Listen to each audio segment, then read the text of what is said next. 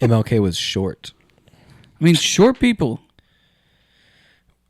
we get things done. I thought you were trying to quote Hamilton. That's where I was short. Well, I'm sure, but I know you, so I saw that coming. Yeah. But there's no way anyone else knew that was coming. So what's interesting though, Jessica knew. He probably experiences the same thing Marcus and I experienced. Marcus, are there times where you've only talked to people over the phone and on Zoom many, many times before you meet them in person? Totally. Okay, me too. So I had a whole 2 years of students I worked with that I was only on Zoom, whatever. They totally thought you were at least 6'5". At least 5'10". Because we conduct ourselves with so much confidence.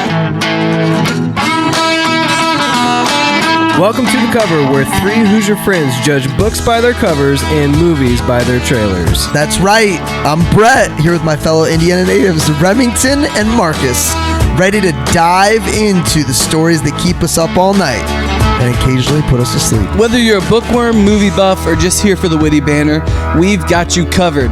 Each week, we'll dissect a different book or movie, sharing fun facts, hot takes, and moments that make Marcus cry. Spoiler alert, we're not experts, but we're definitely opinionated. From literary masterpieces to blockbuster flops, nothing is safe from our snarky reviews and wild tangents.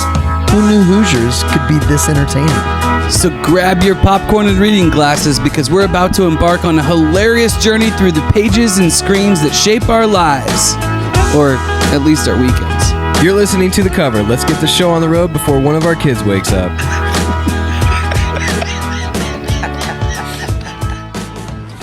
That looked very confident. Good? We'll find out. Speed. Do I need to watch Heavyweights? Is that a good Heavyweights one is great. time? That was almost on my list, but I was like, no, it's good. It's a good movie. That's the trouble. Your list for what, you might ask? Bad, quote unquote, movies that are extremely rewatchable or you still love to watch, or bad movies that you like? Good movies to us, bad movies to everyone else. There we go. Fantastic. Yeah. Bad movies that are strangely watchable. That you should go ahead and watch this week. Yeah. Yeah, absolutely. I'll kick things off. Dude, Where's My Car? I love that movie. I wanted to love that movie. I love it. I think these are all going to be movies that were just like when we were teenagers. Yeah. Oh, yeah. Basically. Yes. Yeah. Yeah. My first one. Crocodile Dundee. Oh, yeah. That's not good. I love that movie. So I know why you do. It's the same thing with like Jim Carrey movies and Adam Sandler movies. Like I just could not get into them, but I understood why people love them. That's not a knife. That's a knife. Is it a caricature of, or is he being serious? He's not being serious. It's comedy, right? I mean, it's comedy. Oh, it's comedy. Okay. It's satire. I'll tell you what's funny is like when it's so but funny. Like they made 3 of them. Oh wow. The third one is the most ridiculous one by far. But there's a hilarious moment in which they go through the drive-thru and he's got his buddy from Australia and he's like, watch this. And they're at Wendy's, He's like, they don't know how many people are in the car. So he's like, I'll have 2 triple burgers with cheese and 3 biggie fries. And then they're like, wait, our other friends we'll have 6 burgers with cheese. So what's funny about like life in general is that by proximity, you're exposed to things you wouldn't normally be because of who you hang out with. And Matthew Berry is someone I hang out with during fantasy football season. He wrote that movie? He wrote Crocodile Dundee 2. 3. Was it 3? It's number 3. So it comes up in conversation because like that's how he got his start in Hollywood, was writing some of these like no way. Yeah, he wrote number 3. So the amount of times that I in my life have thought about Crocodile Dundee 3, having never seen it, is ridiculous. That's kind of a cool gig of, I'm going to take my favorite movie and make another movie based on that, and somebody might buy it. Oh yeah, that's pretty cool. Well, he's got an IMDb page and like everything. He had to change his name because there was a Matt Berry. He was in the Avengers. He was in the well. That's just because he's famous now. I know. But yeah. All right, my first one. I'd be curious if you guys have seen this. M. Night Shyamalan's The Happening The Happening? I've seen Signs. Have you seen The Happening? I've seen The Village. I've seen Mark some Wahlberg. M. Night Some of the Shyamalan worst. movies. The acting is so bad by Mark Wahlberg that you think that's part of what the movie's about. It's like, so. How do you make a Speaking good of- actor into a bad actor? Well, he's half the time he is a bad actor. Like Yeah. his old time, like his old stuff was pretty. Got it. We were sing-songy. just talking about Chef, you know? Yeah. You know the second character in that the second lead in that whole movie is your least favorite bad guy from Violent Night. Just so you know. And he the bad guy that what's he called? No, you're talking about John Leguizamo. Yeah. Yeah, he's good in that. He's just good in that. He's good in a lot of stuff. He's good in Violent Night. And no, Violent Night is not on my list. By the way, have you seen who's the lead character? Hellboy. Who is that? From Violent Night. David something, right? Yeah. David. He's in that new show with there's two new We're shows. so good at this. There's two new shows that just came out like this week. Steve Carell's in one of them. Anyway, there's good shows coming out with those guys. He's hilarious. Anyway, The Happening is all about David Harbour. David Harbour. The Happening is literally you don't find out what's going to happen until like how it's happening, but there's something that is making people kill themselves in hilarious ways. Oh, really? Yeah, but it's eerie when you're watching it. You don't know if it's a comedy or if it's like a horror, and it is like super eerie. But like it comes off as kind of like a dark comedy, and I don't think he was trying to. Like that's just M. Night Shyamalan. He has some weird stuff out there. When you said we should get started, I was like, what is he talking about? That's an hour behind because the time Yes. has changed. The time has changed. That's true. You're right. We should. Marcus, you got another one to share? What was your second one? I got one. I did the chat GPT and I was like, no, I don't think those are bad movies. Okay, Freddy Got Fingered. Oh, yes. That's your second one. Yes. Not mine. That's Okay. your second one. Done. Yeah. Big fan. Okay. Watch anytime. Master of Disguise. Watch it anytime. Master of Disguise I'm going is to mine. be a master of disguise. You've got a little wiener and some tidy nuts.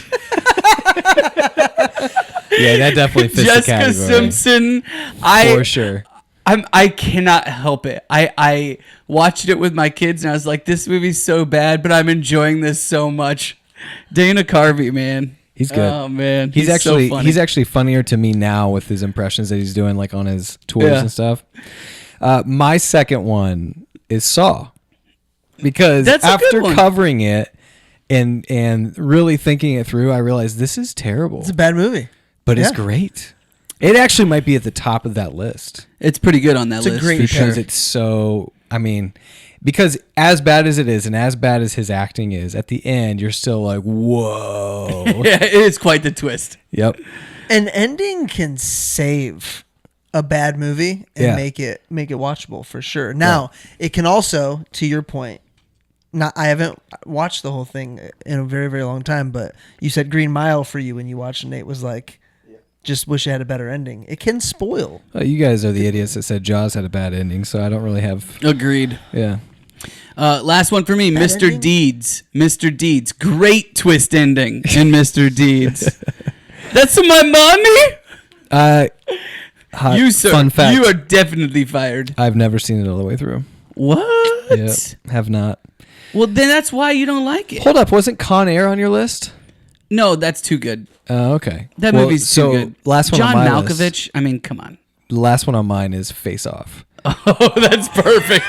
Dennis Just Rodman? watched it a week ago. Dennis Rodman? No, you're thinking of John something else. Travolta. John Double Travolta and Nick Nick Cage. Cage. Basically any Nick Cage movie. Or John can Travolta fit. movie, Yeah, by the way. That's true. Except Like- for Pulp Fiction. Well, Pulp Fiction's good. I do like Taking of Pelham 1, 2, 3. There's a couple things he's good Swordfish is pretty good. But John Travolta, that movie Phenomenon Yeah, that I've that's- talked that's about, been- it's exactly like that. The algorithm's popping up on me. Dude, Phenomenon. it's not good. It's not good, but like I just like it. I don't know. Yeah. I don't I'm know. with you. I don't know. Marcus, when you think of my third, let me know. when I think When you think your of my third bad movie. I'll think Yeah. of it. Yeah. He'll think of it and you will not Oh, have I seen know. it. I know what it is. Barbie. You love Barbie. Yeah, you rewatch Barbie. I love Ryan. He just hosted Saturday Night Live this Did he? week. Yeah. I just watched Crazy Stupid Love. Maybe we should do that book, Project Hail Mary. It's huge right now. That's a book? It's a book. Oh. Is And then- it based on a true story? No, because it's about a teacher with aliens and stuff. It's fiction, I think. Wait, what are you talking about? Crazy Stupid Love?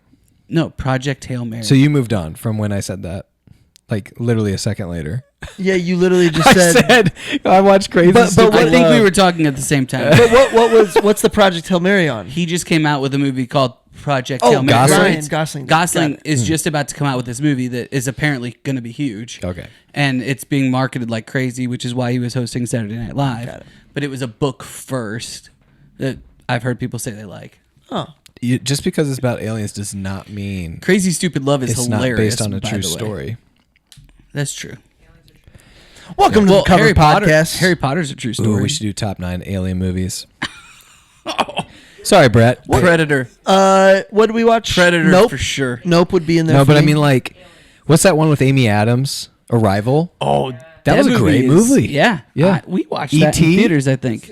Yeah, top 9 alien movies. we're What, adding Galaxy Quest. Add a tab. Galaxy Quest. Add a tab. Galaxy Quest. Yes. I will stop the podcast right now and watch Galaxy Quest. I've never seen Galaxy Let's Quest. do a podcast on Galaxy Quest. Spaceballs? Would Galaxy Quest be on the bad Spaceballs good good? movies? Do Maybe. people love that? Maybe. See, I'm so used to everyone loving that. but it's Everybody the loves people Galaxy in my Quest. sphere. I feel like Galaxy Quest should be one of our live shows. If you have not seen Galaxy Quest, Is Watch Galaxy Spaceballs Quest. Star Wars satire? Yes. Okay. Never seen that either. and to Galaxy Quest would be the Star Trek equivalent of that. Got it. Brett, how did you get on a movie podcast? My friends like me. And I am your host for that reason and only that reason. Brett Wiggins, as always, to my 2 seats to my left tonight. Marcus Mangus. That's right. To his left, his wife. This She's won the hanging out. Pulitzer Prize. Pulitzer Prize? Pulitzer. Pulitzer Pulitzer. feels better. To my right is Sir. Remington Ramsey. We answer 9 questions most of the time every week about one of your favorite books or movies. It's been a little bit, but Sir Remington, we are a books podcast on Spotify. What are we covering? Well, Brett, vividly written and exhaustively researched, Jonathan Eig, King a Life, is the first major biography in decades of the civil rights icon Martin Luther King Jr., and the first to include recently declassified FBI files. In this revelatory new portrait of the preacher and the activist who shook the world, the best-selling biographer gives us an intimate view of the courageous and often emotionally troubled human being who championed peaceful protests but was rarely at peace with himself. Eig casts fresh light on the King's family's origins as well as King's complex relationships with his wife, his father, and his fellow activists. King reveals a minister wrestling with his human frailties and it's really dark in here, guys, and dark moods, a citizen hunted by his own government, and a man determined to fight for justice, even if it's proved to be a fight to the death. As Eig follows King from the classroom to the pulpit to the streets of Birmingham, Selma, and Memphis, he dramatically captures the journey of a man who recast American race relations. It became our own modern-day founding father, as well as the nation's most mourned martyr. In this landmark biography, Eig gives us King for the times, a deep thinker, a brilliant strategist, a committed radical who led one of history's greatest movements and who demands for racial and economic justice remain as urgent today as they were in his lifetime. This book is King a Life, written by Jonathan Eig, winner of the Pulitzer Prize. Yeah. You mentioned declassified documents. Why do we have to wait till 2027? There's a statute. There's a is it 50 years? It's a 45. It's like a certain amount It's of time. 40, 50, one of the two. They reference it in the book. Like, I guess we'll find out. I thought this was 50 years. didn't Trump sign a bunch of stuff to release a bunch of files for JFK and for MLK when he got back in office? So this is what that's based off of? Some of the stuff has been released. Some of the new conversations, Right. some Because of of the that? different things. And this guy went and found it. I mean, actually, at the end, he talks, there's like an interview with him, and he talks about, he researched this for 6 years. Wow. And part of the reason that he did it now was because most of these people were still alive. And he was able, but not for very much longer. Yeah. Right. And so he was able to get a lot of firsthand accounts and a lot of stuff people hadn't heard before. Because when he was doing he did a biography of Muhammad Ali. Mm-hmm. And a lot of the same people kept talking about Martin Luther King and telling these stories. And he was like, I should pay attention. I should do this. Yeah. 6 years is how long it took him to do all the research and stuff for this. The book was well written. And I think you guys alluded to this. The guy who read it, the narrator. Oh, yeah, he was good. Pretty good. He's a 9 out of 9. Yeah. Dion Graham. Dion Graham. Dion Graham could read me the phone book. Mm-hmm. Oh, there's some cool Be fine pictures with in that. it. He also has been named to the Narrator Hall of Fame, Audible's Narrator Hall of Fame, and got named the gotta figure out my 9 Audiophile words. Golden Voice. Yeah, Book he's was good. well written. Complex character. Martin Very Luther King complex. Jr. Very, very complex. Yeah, what do we know going into it? You guys will be shocked. I did know who MLK was before reading the book. Were you shocked when he died? That's what I want to know. Saw that coming.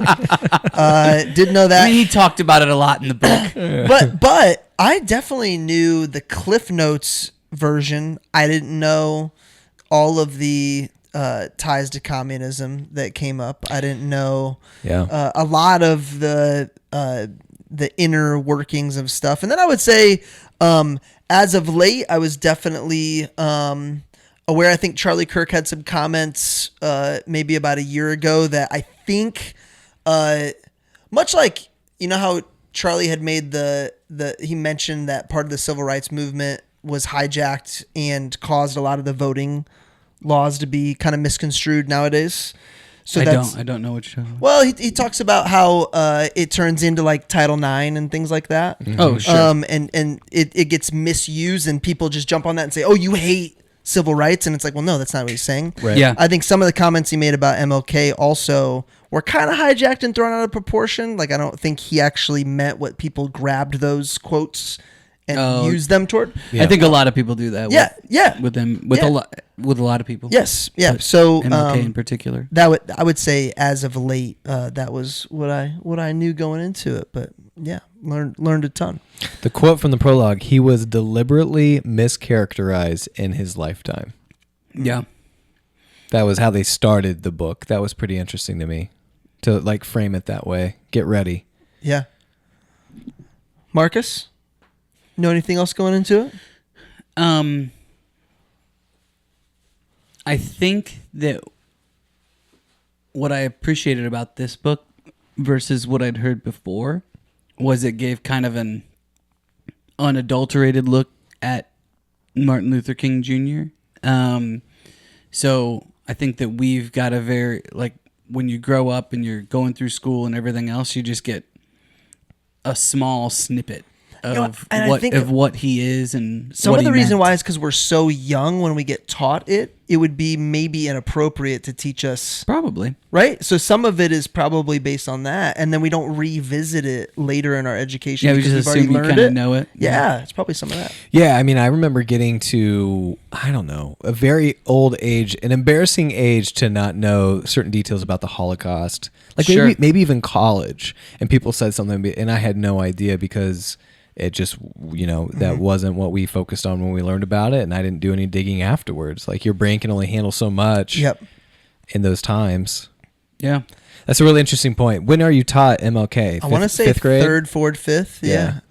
I mean, our first graders did. Well, we take a day off, so they definitely learn. Yeah. you know Our what I mean? first graders did I Have a Dream, Yes.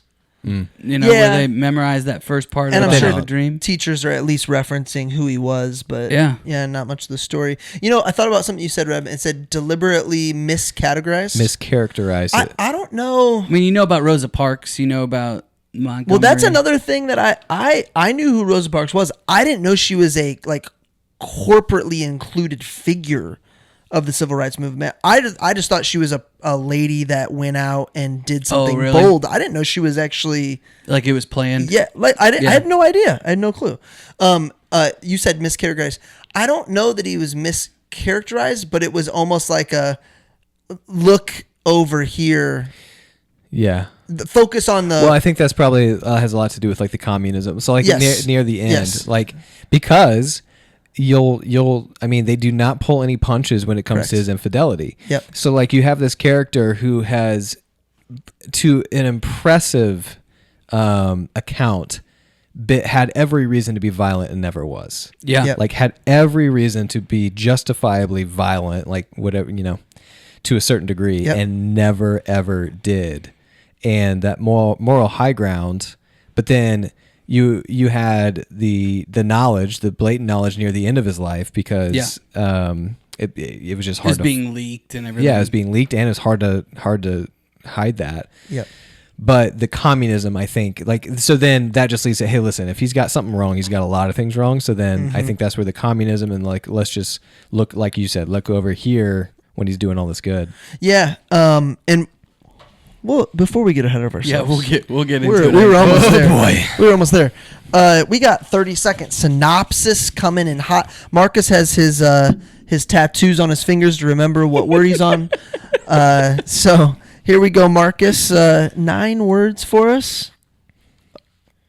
Oh, he's nailed it. Man becomes pastor activist who challenges the American dream. I Yeah, have a dream, he got and it. I didn't know the significance of where he gave that speech, and he gave it more after that. But like the first time he gave that speech in Detroit, what an event! What, like 100,000 people showed up to that? Mm-hmm. Holy cow! Was that one in Detroit? I thought so. It was in D.C. Well, it was Detroit, and then it was perfected in D.C., I Okay. believe. But the first time, he was practicing. I wanna- He was yes. kind of working out different. He had given a version. Of version. that speech. Yeah. yeah. But The one that everybody quotes is he was in D.C. You know what? That's one that was one of the things I thought about. Like, it's really weird where your mind goes. But like comedians, we've talked about this. Comedians, to shop their jokes, they'll go Yep. to little clubs and they'll shop around little nuances, and then when they get to their premiere special, the 1 hour special is the greatest hits. Pastors do that. Oh, yeah. Keynotes do that. Martin Luther King did that. Yeah. And actually, that was where he was not mischaracterized, was his plagiarism issue. Oh, That was Yes. the issue early on. And I got to thinking, like, okay, does that matter? Does it matter? I think we should hit on that in a minute. Like, Yeah. I absolutely am. I was like, I don't know if it does. Like, maybe if he was saying this was my own, maybe He if he was certainly like, unconcerned because people would bring it up and he was like, I don't really care. It's I like just wanna- saying quoting Jesus is plagiarism. He's like, I just want to move people. Like, Yeah. I don't really care. Like, if someone else said it first, Yeah. it was great. But so that's I'm where I gonna was say like, it. that's where this book didn't pull any punches. Like, they definitely, like, if they had an agenda to make you love Martin Luther King Jr., it was not a good book for you, because it told you the facts of everything, including the dark, ugly secrets and the parts about cheating on his wife and plagiarism, which were the two big things besides communism. But then at the end, you're like, how do you hate this guy? Like, how do you hate Yeah, you can't. what he's doing? Yeah. Is incredible, and he's getting spit in the face, punched in the face, and he refuses to hit back. stabbed in the chest. Stabbed. Yeah. That was his first thing, right? Book signing. Yeah, I think it was the first piece of physical activity that he dealt with. All right, slam poetry. You guys were talking about notes. Typically for a movie, in my notebook, I'll have about 2 pages of notes. Typically for a book, I'll have 5 to 6 pages of notes. I had 37 pages. pages of notes. I showed Marcus this. I was just scrolling. I Dude, was like, so- I goes didn't on do and my on. notes until today. What? Well, Are you serious? I've been thinking about it and I've been listening to it and everything. What do you mean? You Are didn't take a single note while you read this book? I took some notes and then, but what I transferred to here, Okay. to the podcast version was like, okay, I've got to figure out a way to The amount you consolidate. are surprised by him doing it today is the amount I am surprised you're surprised at him doing it today. Well, he's left his book here before, and he has pages of notes. So like, that's just shocking to me that you'd read the whole book and then take notes. Well, normally I have a lot more that gets underlined and everything else. Yeah. And then there's another version that makes it onto this. So were you that we talked underlining about. and then skimming for underlines to add to? Yeah, if I'm Oh man, if that's I'm a lot reading of it. work. Yeah. I listen to our books, and I work. It's usually when I work out or drive. Yeah. And what's fun for me is listening to the podcast after we've done that, because I'll be doing a motion that I'll remember exactly where I read that fact, and I'll be saying what I say before I say it. I'll be like, oh, you should have said this, and then I'll say it. I do that all the time when I'm listening to our podcast. I'll be like, I'm like, yeah. I can't believe I missed that. Yeah. Like, I can't believe I forgot to say that. And then I'll say it. It's like watching your favorite movies and you're saying it with them. I do that every show. And then I'll just find myself laughing out loud uncontrollably. Dude, I'm hilarious. Yeah. No doubt so about good. it. I listen to the good ones. So cool. Good one. So Good, cool. Bad, and the Ugly So- was so good. Yeah. So I That's share. hey, that's true. Good, Bad, and the Ugly? Yes, one for the ages. That's probably After our you're done with best this that we've ever episode, go done. back and listen to the Good, Bad, and the Ugly. You don't have to watch the movie to appreciate the podcast. What was the drink? the Mexican martini.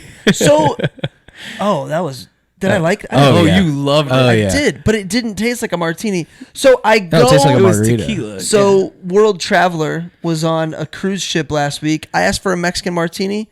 Dude, he gave me a martini glass with tequila in it. Just straight tequila.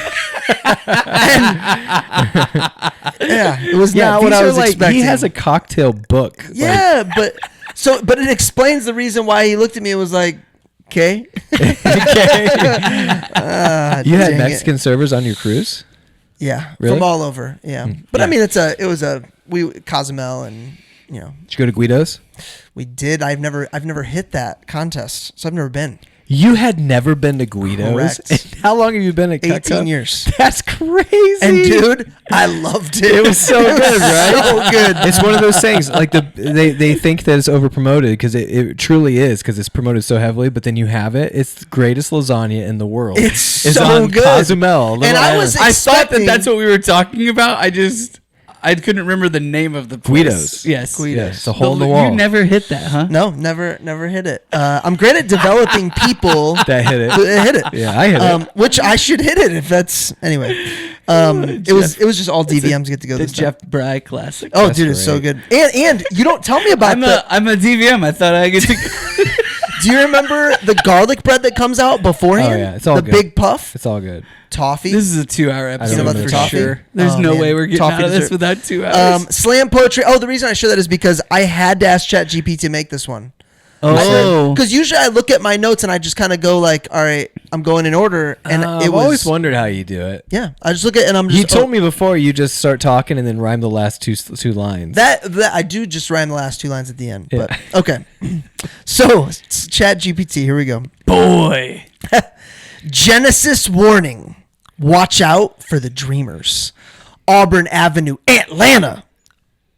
Black Wall Street. Preacher's kid.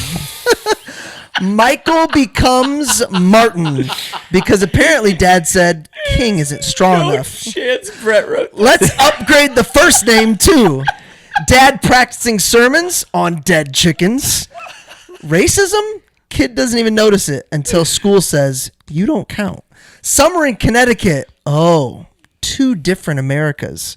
Grad school, Boston, agape love, Gandhi, nonviolence math. Minority plus violence equals lose.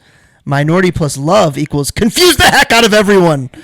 Bus boycott, 381 days. Carpools, walking. Grandmas, marching. Are you tired? My body's tired. My soul's rested. FBI listening party, hosted by J. Edgar Hoover. That was a good one. Wiretaps, hotel rooms, temptation, women, communist accusations, plagiarism, the man had enemies, and footnotes. Stabbed, letter opener in the chest. Worst Barnes and Noble event ever. Injustice anywhere. You know the line. Dream speech, Nobel Prize, movement exploding. Then the balcony, Memphis, shot, 39 years old. Flawed man, massive mission, and somehow 1,000 streets later, still called king. ChatGPT did okay. There's some good one-liners in there. I thought you said ChatGPT though.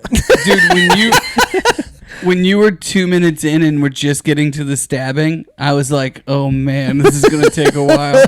Barnes and Noble. So you said something that made me think. When in your life can you trace back a time? We talk all the time about the greenhouse effect for our kids, right? So we don't want them to be sheltered, even though I would say that I feel like parts of my life were sheltered. I'm sure you feel like that at some time. We don't want that, but we also don't want just like straight up exposure to things without like the ability to contain and teach. So the greenhouse effect, when was the first time you guys remember or place? Because you talked about there's two different Americas, like going to Connecticut.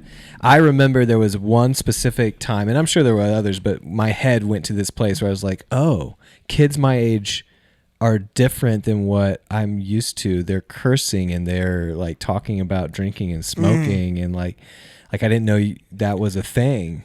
It was not until my AP class high school year, freshman year. AP classes attract mostly, I don't know, well-mannered kids from good families. And I was like, oh, these kids are weird.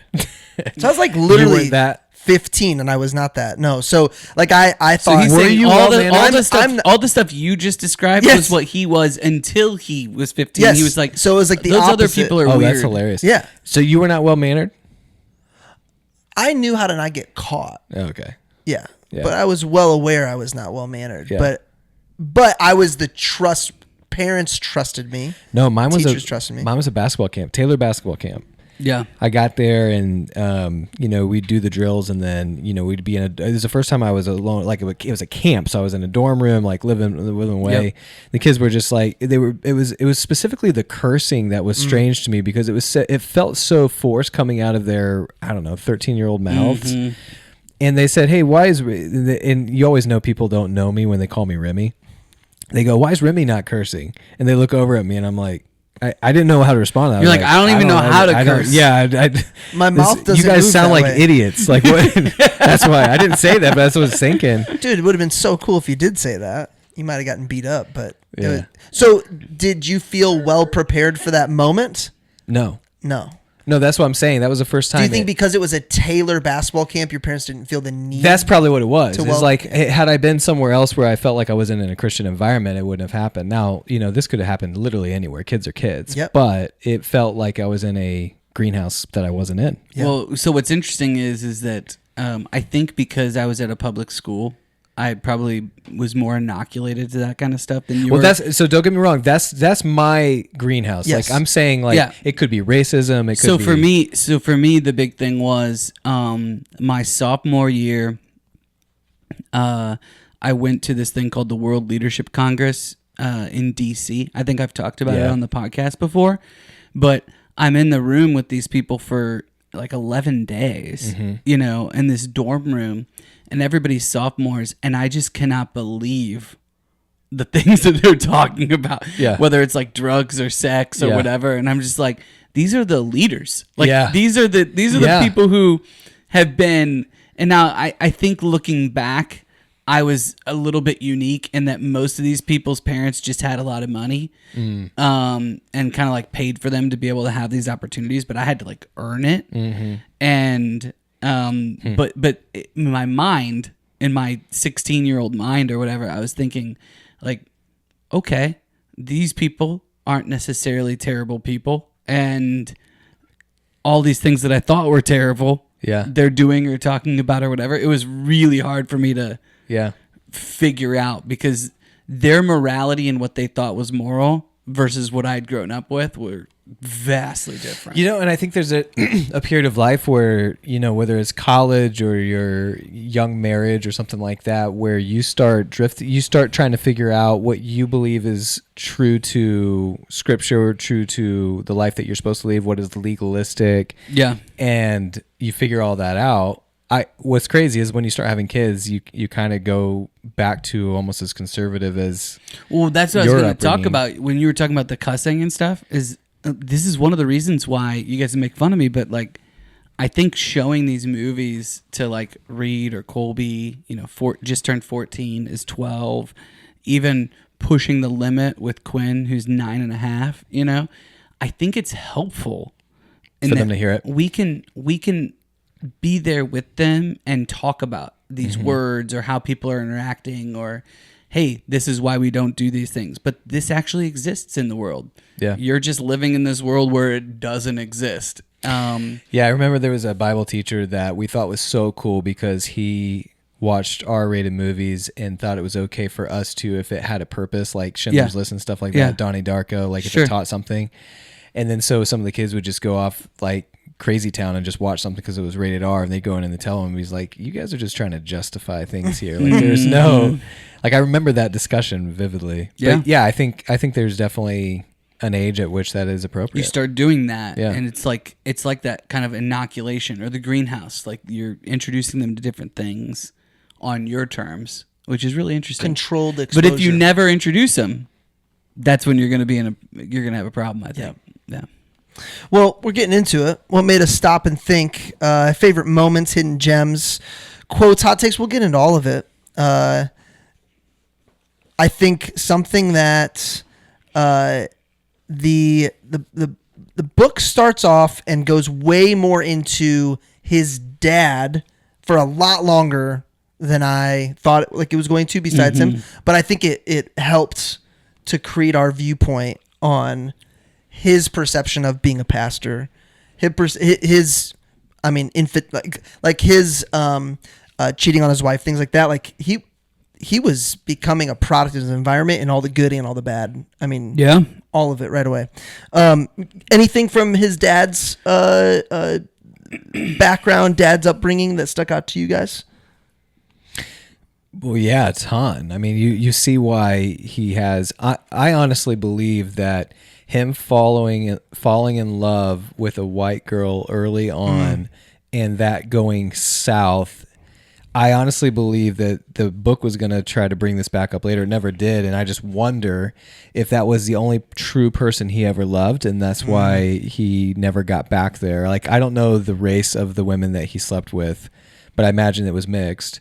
And I mean, I think he loved Coretta, but like it was abundantly clear that the person he loved and had his heart broken because of the circumstances was that white woman. And it makes me wonder who he dated for 2 or 3 years. Yeah. Like, and it makes me wonder if that's why things never were tight between him and his do you marriage. think because I believe it says he realizes he could never be a pastor in the South if he was married to her, to a white woman. Yeah.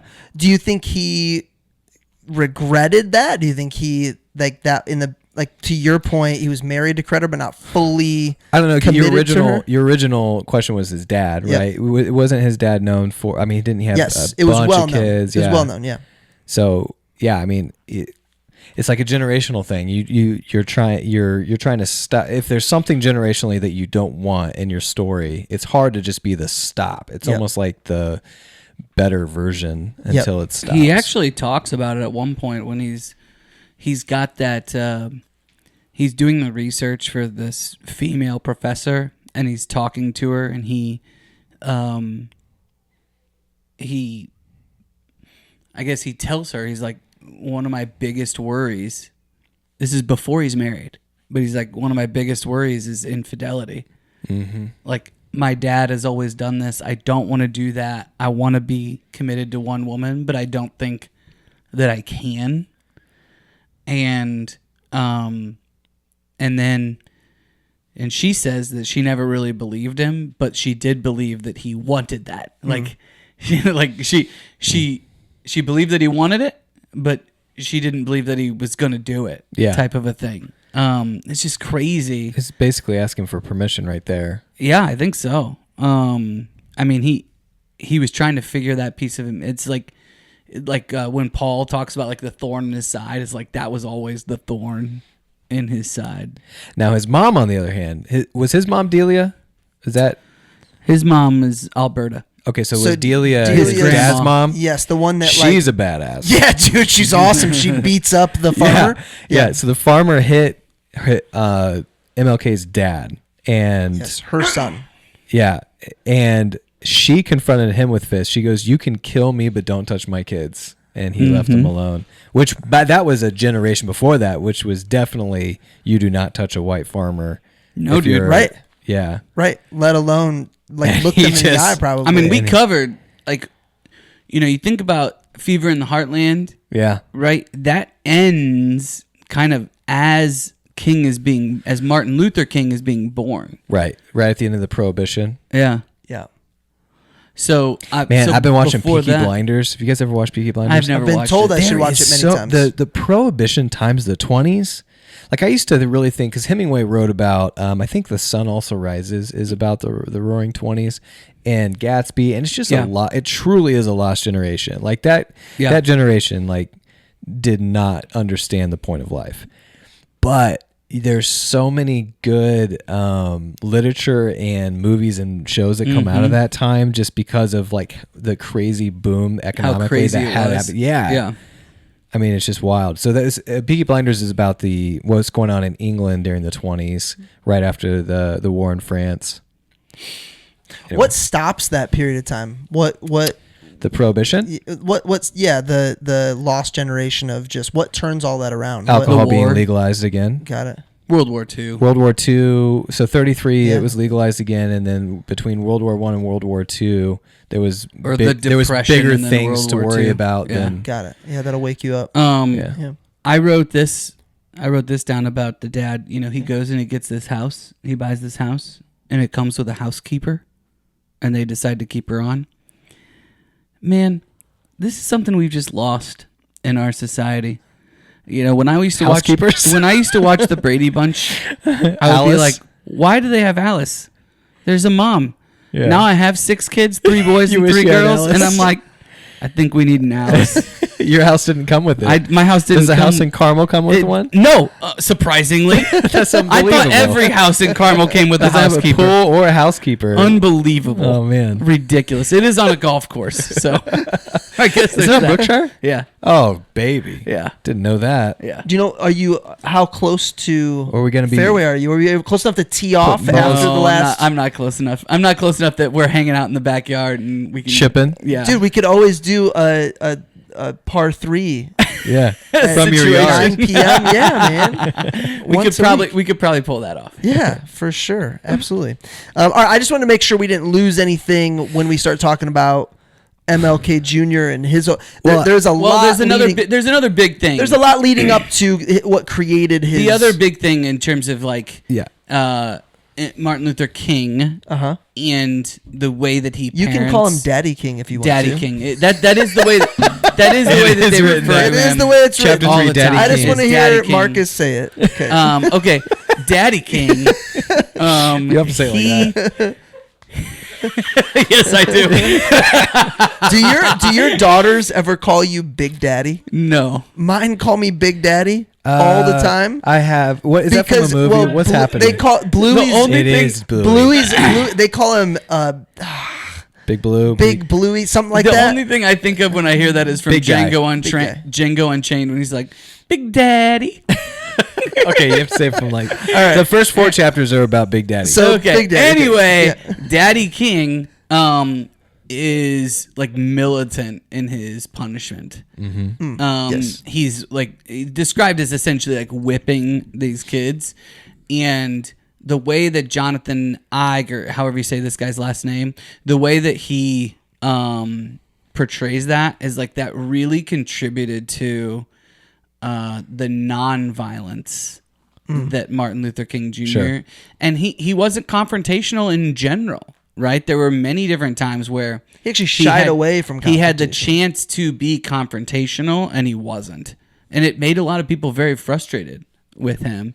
But also, I think it helped make him more effective long term. So the first 3 chapters that I can read, at least from my notes, are about Daddy King.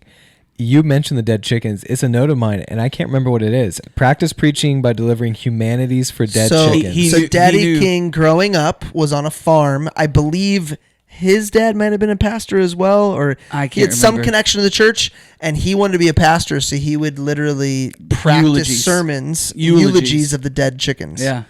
Oh, that's what it was. Yes. Eulogies, Eulogies of, of the dead dead chickens. That's hilarious. Yeah. Yeah, I wrote, that's committing to the craft regardless of scrutiny. Totally. And by the way, Martin Luther King Jr. did the same thing. He would Yeah. practice sermons as a kid. Yeah. As a kid. Marcus ran training for trophies. As a kid. He ran training for It trophies. reminds me of the scene in Rudy when he gets up on the bed and he's doing the speech. Yes. Fight. Yes, that's perfect. Yeah. This is a team they say is tough. Well, I think we're better than them. Ah! Get him on the run, boys. The roar at the end though is a little weird. It is weak. It is weak. Ah! Isn't his buddy just watching him the whole Yeah. time too? Yeah, it's Pete. Pete. Little Pete. Pete gets him a killer Letterman's jacket too. That is killer. Where did he get that? There wasn't a Goodwill back then. How many feet are in a Ooh. mile? 5,280 feet. That's a different movie, man. I know. Oh, that's the movie we're Oh, Petey. covering on April 25th. We are. At Books and Brews. Nice. Eventbrite coming out March 25th. Look out for it. Save your spot. Racism also a big theme. Yes. Mhm. Yeah, absolutely. This is, you may have heard of it. Remember the Titans. It's AAA ball. This here's Virginia. Here's Virginia. Play AAA. Yo, a fruitcake, huh? I was just going to say it. How'd you know? It must have been the swag you said it with. Yeah. And then another, this was just a weird, so Daddy King, I can't believe I'm saying that. Would you have called him that It to his is face? helpful. It is helpful. It is because I caught myself. I was afraid they were going to stay talking about it in the whole book, and I'm like, "Oh crap, man! Yeah.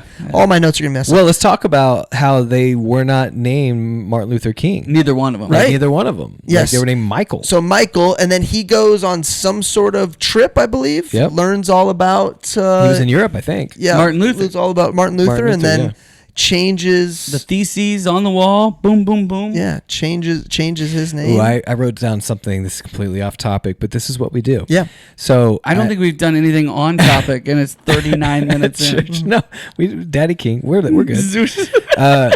At church, I wrote down the question: if Martin Luther were alive today, would he be a Lutheran? Probably.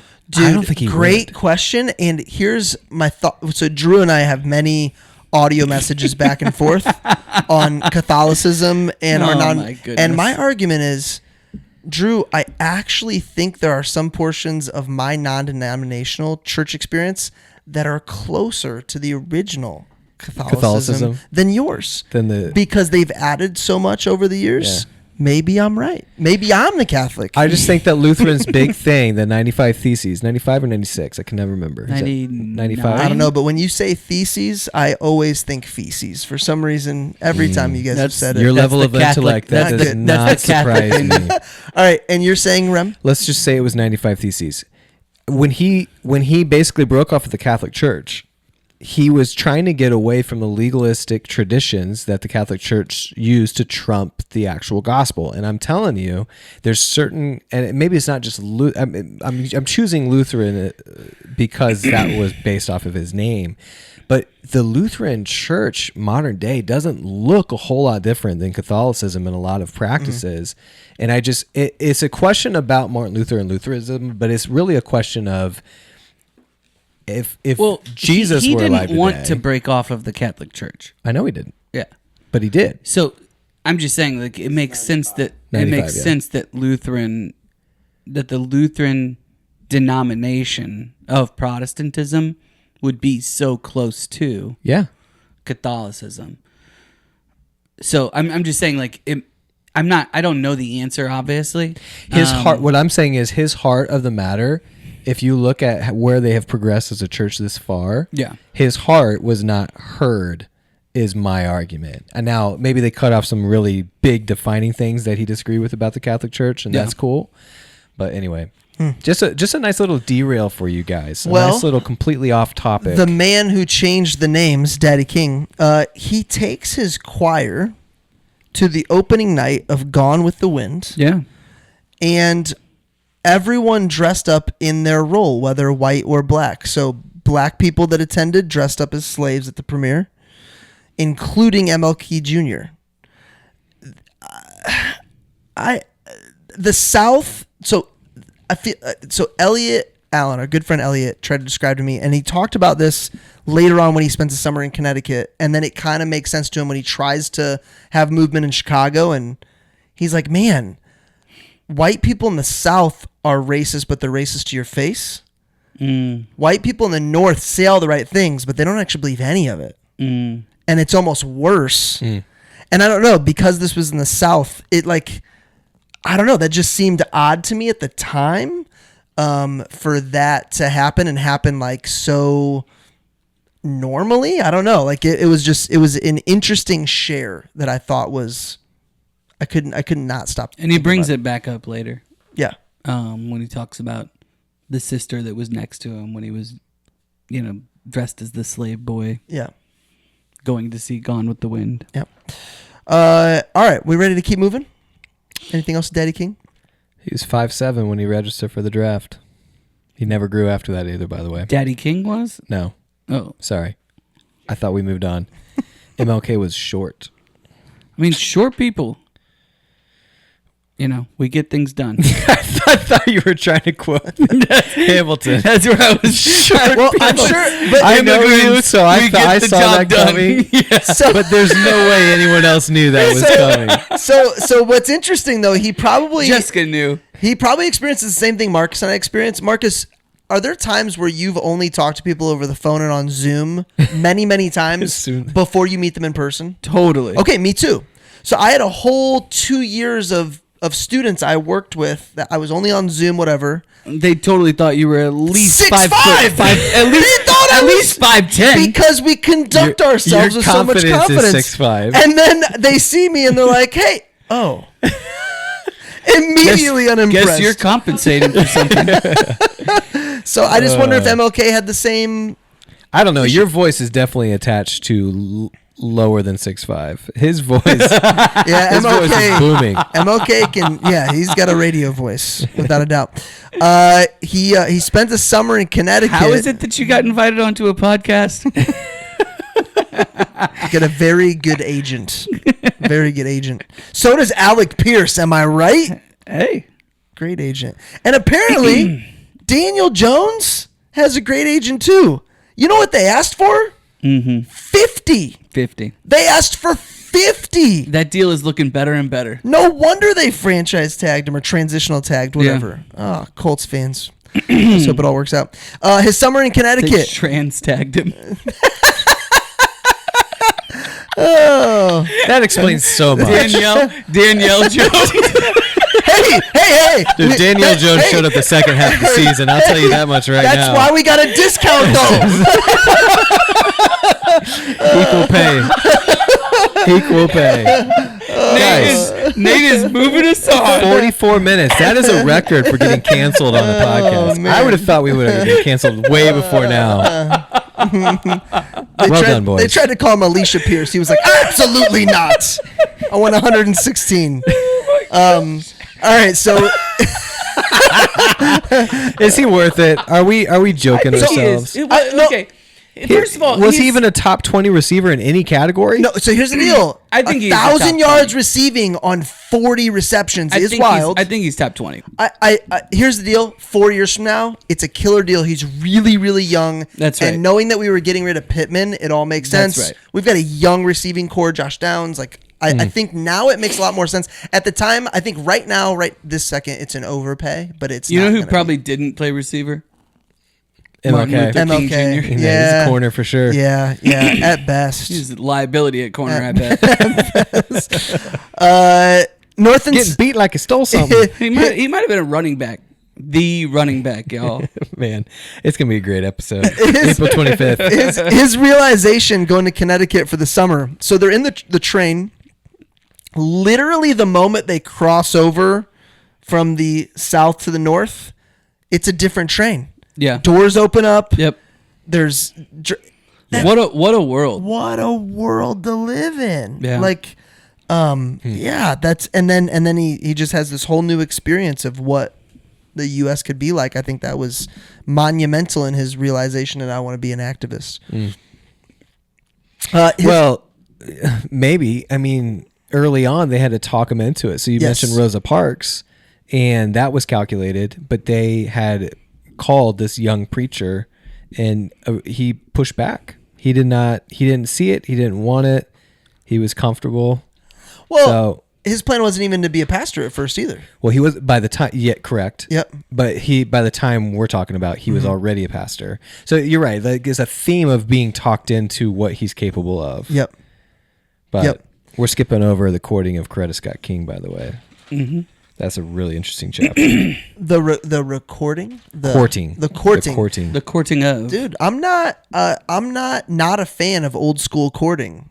There's some value there. What would you consider old school courting? Like in The Godfather. Yes, like like that having as well. a chaperone. No, like I'm kind of sad that because maybe it'll change, but my girls won't have some guy that because they are outside in the same spot every single day hanging out, that he'll take a different route to get somewhere to get their attention so many days in a row. Like, it's just with cell phones and stuff, everything's just so, we're fighting against it, whatever. Courting's different now than it was back then. You up? Are you up? You up? Isn't that what the kids text each other? No, it's WID. What you doing? Oh, what are you doing? What you doing? You up? If someone texts my daughter, you up? All lowercase, no punctuation. I don't understand. They got another thing coming. I don't know what's up. I don't know what's going on. And it's the back of my fist. Speaking of, ML grew angry at his father's moral failures. This is what I was talking about earlier. At the same time, he understood that women were drawn to men in positions of authority. Already, he told Dobbs, women at Ebenezer were, quote-unquote, throwing themselves at him. He vowed to resist. ML told Dobbs he wanted to marry a woman like her, someone smart, strong, and someone who could be his equal, and that he intended to be a faithful husband. Who is this he's talking to? That professor woman that I talked about. Yeah. Dobbs doubted him. She said years later, my heart went out to him because he tried to be honest about it. He wanted to find somebody. I think that the Coretta decision was extremely calculated because she was absolutely the right type of woman that was going to, like, maybe not only stay with him, Put up with it. but was like a real rock for him in a ton of situations. Her role. Sure. She understood her role. She accepted her role. I think it was extremely calculated, even to the point where, you remember when By both of them. Yes, by both of them. Even where he's kind of like grooming her into how to act as a pastor's wife and eventually as his wife. Yeah. Where he's like, hey, you might want to Go brush your hair. put on some makeup, whatever. Like, and she's, I don't know if she appreciates it, but she accepts it. Well, early on, she fought back because she had this career that she sought in singing. Yes. So chapter 10 there was red flags all over chapter 10. Is this the courting chapter? Courting of Coretta Scott Yeah. King, and she ignored them all. Do you remember why? It's a word I'm looking for. She said he was blank, and this is why she ignored, because it literally chapter ends Marcus with Mangus. it's Something on like par with how you feel about yourself. I will say that she ignored It's like them gregarious or because something he like was manly. Oh yeah, Manly. that's what I said. I was That's what I shoveling a said. foot of snow, and I was like, "Heck yeah, Coretta! Yeah, exactly. We're gonna ignore all these sayings because we're manly men. Because he's a man. We're gonna put up with this." He's a and this real was man. before he was like cheating on her or anything. She was just like he was. They were listing all of his attributes why not to get married to him, and she's like, "I ignored that. He's manly." You think it also, she was motivated by his dad's disdain for her? Oh, I think so. Yeah, I She think that was motivated her. motivated? I think that also motivated her siblings said that MLK Jr. was like their dad. Yeah. So I think that played a much bigger role. It's very understated in the book, but my guess is that played a much bigger role in that decision. Is that he was very ambitious in the same way that her dad was, because her dad started multiple businesses, had land, was this anathema essentially within the South, right? He had overcome, and I think she saw a lot of the same stuff in MLK Jr. I don't know that would have been the case for everybody that she would have been courted by. Yeah. So she was attracted to that. Yeah. Yeah, absolutely. I mean, Challenge. That's how short people get the job done. Jeez, so Peters. We get the job done. You guys talked about his plagiarism earlier. Knives Out quotes that, by the way. Do you remember in Knives Out when he's being interviewed, he's like, immigrants. We get the job We get the job done. I think this is his quote. He says, words are shared. We were talking about plagiarism earlier. Words are shared assets, not personal belongings.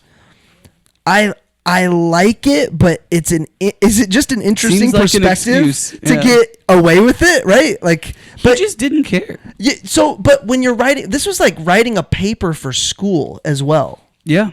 His thesis. Yeah. So The first thing he ever won with. I'm surprised by your take on this. Well, he didn't. So school was. It's not my take. See, he wasn't. Well, you're not like you didn't Appalled. Yeah. Well, school wasn't the end game. Like, he wasn't a scholar. Right. He wasn't pretending to be a scholar.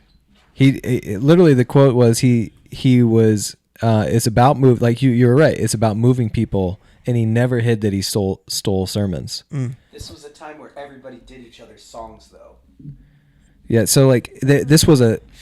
Now what? Okay. So here is what's interesting though, because the book is all over the place. At this point, we're about. How many chapters is this? Oh, 30? 7 or 8. 40? Oh, the whole chapter, the whole The thing whole is book. like 45 chapters. 45. So we're at a fourth of the way through the book, and already we're all over the place because the way he wrote it was keeping you interested in what comes later. So like little tidbits there.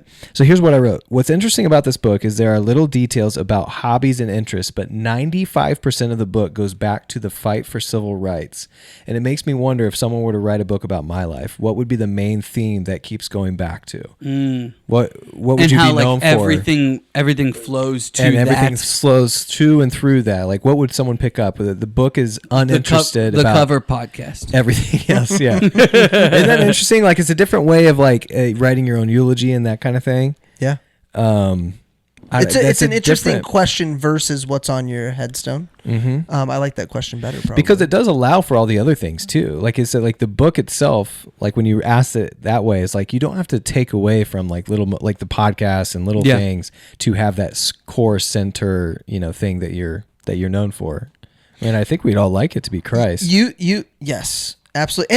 And that's a great segue, because I mean, his entire movement was built on the gospel and built on Christ. It really and was. built on, I mean, and they talk about it, and I wasn't there, but man, to deny the Holy Spirit's work in a lot of this, just from being able to take, like, God chooses who he chooses. Like, that's clear, no matter how badly we try to mess it up or ruin it or get off the rails. Like, there were portions of this whole situation that were absolutely blessed by the Holy Spirit. One thing that I would say made him different from all these other potential civil rights movements was this quote that he kept going back to. He said, maintaining resentment was too easy.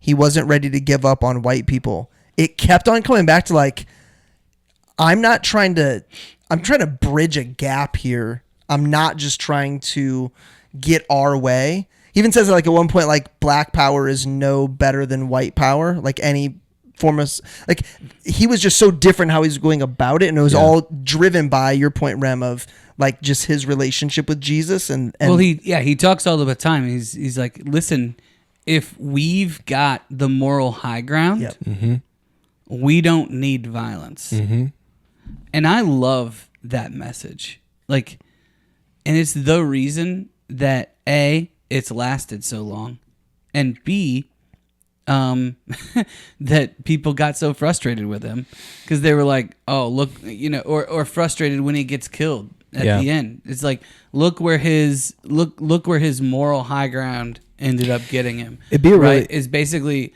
like, it didn't work. He's shot. We're still, oppressed, or whatever the rhetoric that you're going to choose is. But I loved that he framed everything through the gospel, and that was part of his rejection of, like, communism and socialism and the things of the day, because he couldn't deal with the fact that there's no moral center in communism or in socialism. It's all about you.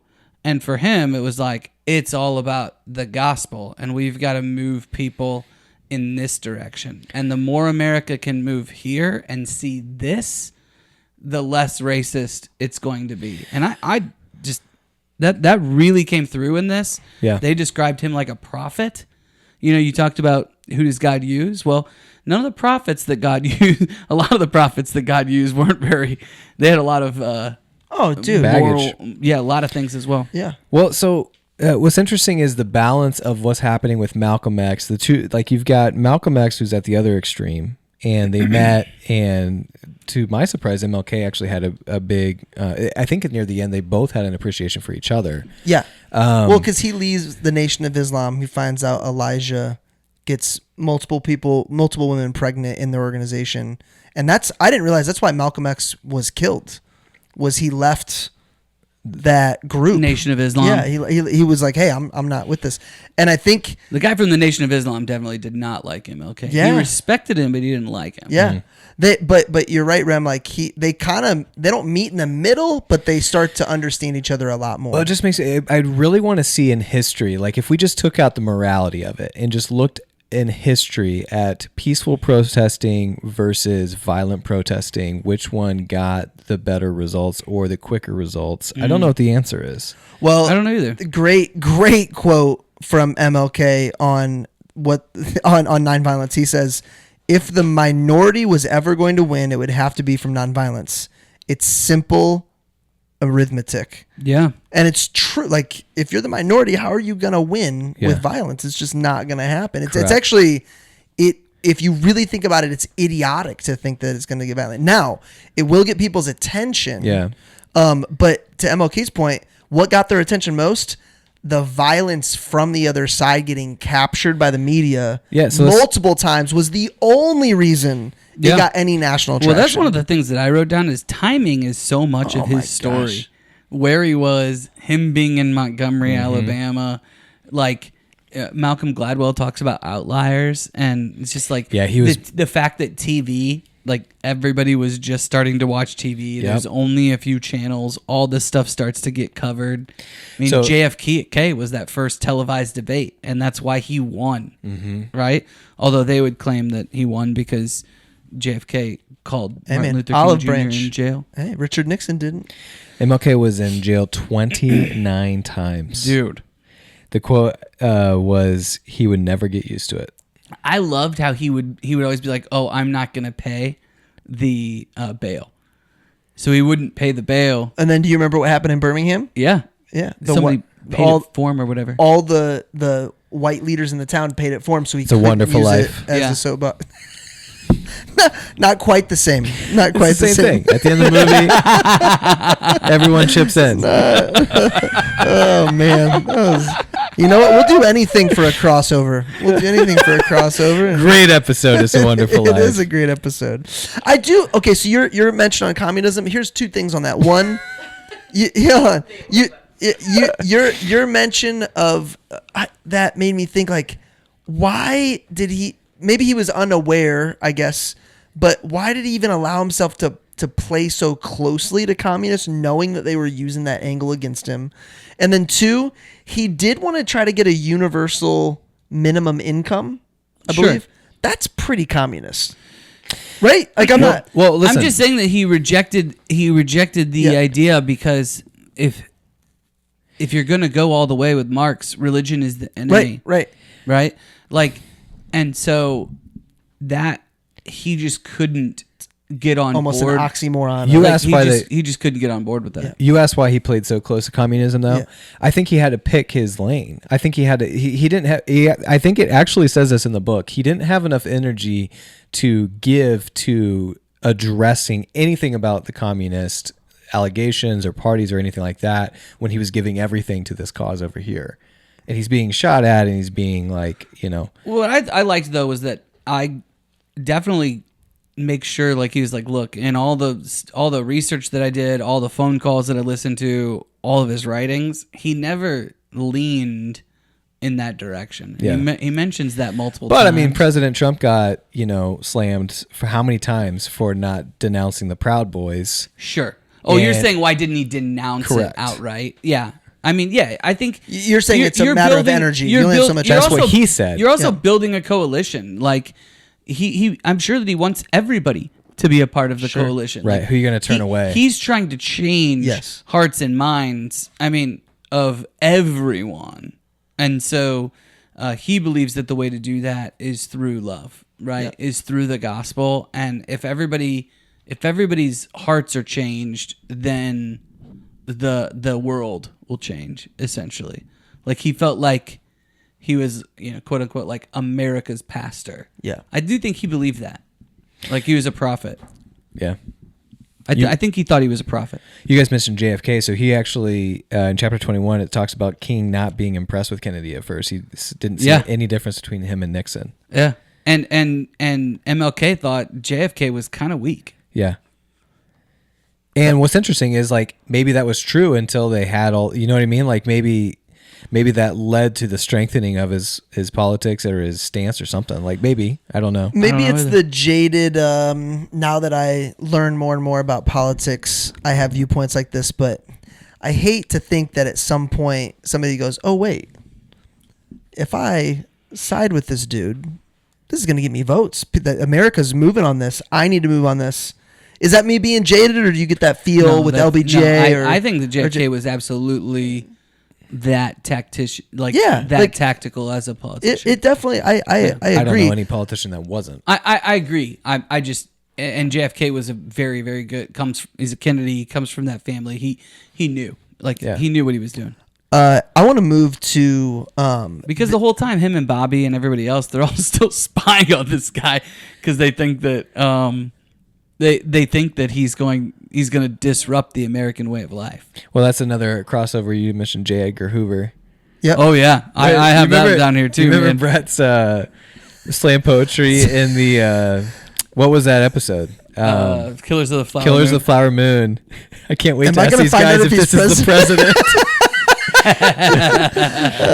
So I want to talk about the bus boycott. So I had no idea the amount of planning, preparation, commitment from an entire community. Like, Yeah. Group, yeah. holy cow! You had black business owners literally turning their receptionists and secretaries into dispatchers to create.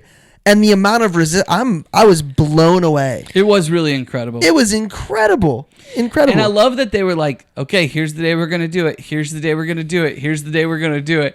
And they couldn't sleep the night before because they were like, okay, they had plans for how many, like, what are they going to do if too many too many people don't black do it, people yeah. are going on the buses, right? Does it kind of remind you of like J Pro back in the day? What's our show gonna be? Working You're for praying for an a 0%. entire month, People to show up. and you just don't know who's going to come. And then when nobody is riding the buses, like, it kind of gives you chills even in the book. Like, I thought that was a really cool chapter. Yeah, he kind of spends the rest of his speech career trying to recreate "I Have a Dream," and it's not going to happen.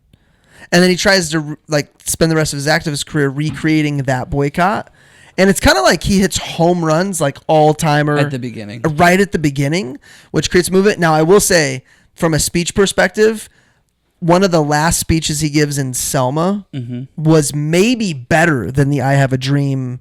Yeah, The snippets there's I heard, several very good oh ones. my gosh, amazing! But it was at the very, very end. But yeah, I thought the bus boycotts were that I did not realize the depth of that and the Just complexities. how of it. long I it had took no and idea. why they were doing it. Again, you're in 3rd, 4th grade, and it's just It kind of feels like it was happening all over the South, not just like it was Montgomery. And then that plus the Freedom Riders all goes together in your mind, and you don't realize like it was years apart. Yeah. Those years two apart, things. and then also the sit-ins was completely. I feel like that's what gets the most attention, at least when I remember learning about it, and that wasn't even like.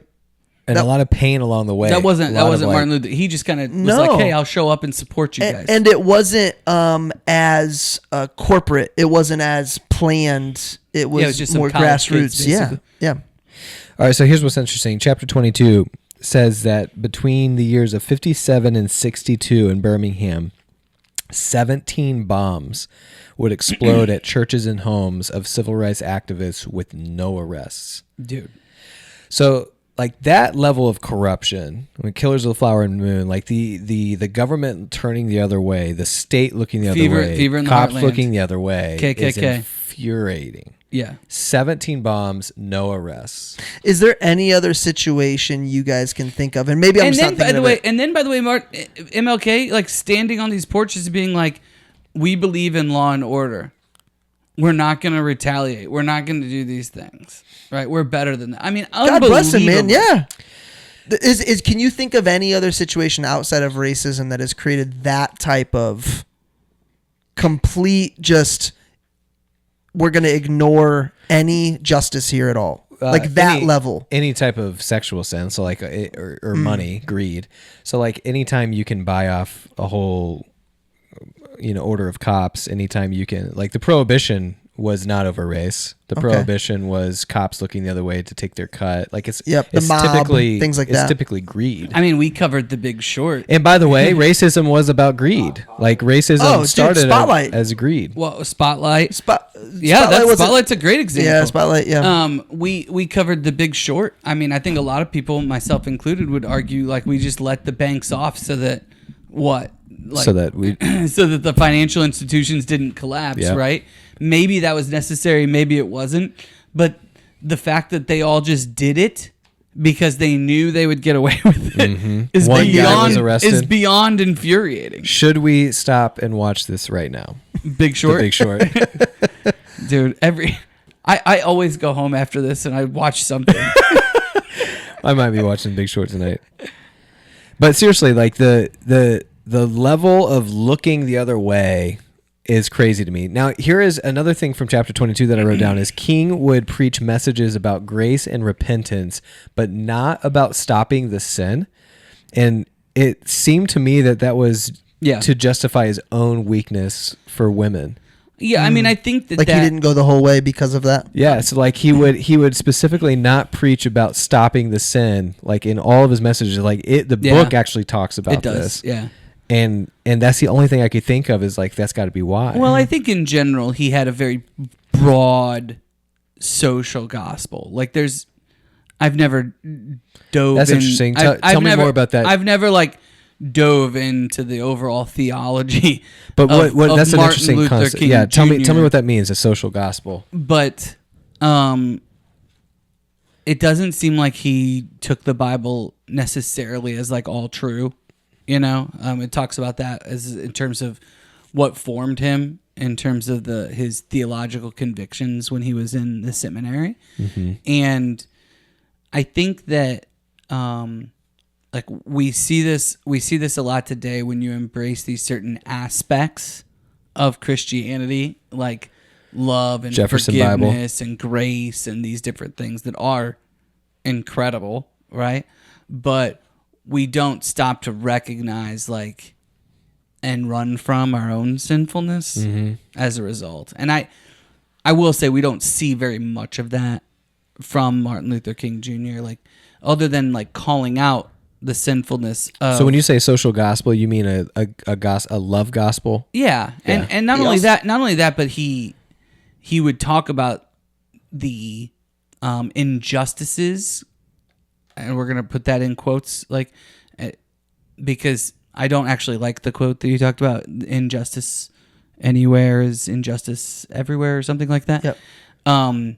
But he would talk about this, and basically he would describe this injustice as sin, and it feels like a slippery slope. He also used the term personal To me God. personally. He used the term personal God Yeah. quite a bit. And back then, like now, if you say personal God, that's somebody being spiritual, Right. quote unquote. I don't think that's what he meant. I think he was more relationship. But to your point, I don't know. Like now that you I say think so. that, I think it would be. I think he'd be on par with a lot of the like, whether it's like a prosperity gospel preacher or like that kind of a thing. Yep. It was different because it was more social, which is what I was trying to explain. Is like he's going after and using the gospel to help redeem these social issues that were just egregious. And there's no, and like you were just describing the 17 bombs that go and no arrests are made. I mean, that's wrong. Well, there's even That people, is sinful. There's even people in court,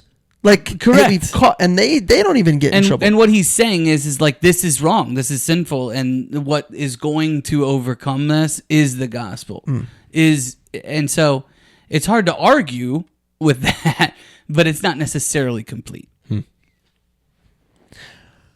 You were chapter 21. I don't know where this is at, but one thing when the movements really start gaining traction, the amount of black people that were upset with him for stirring the pot. Yeah.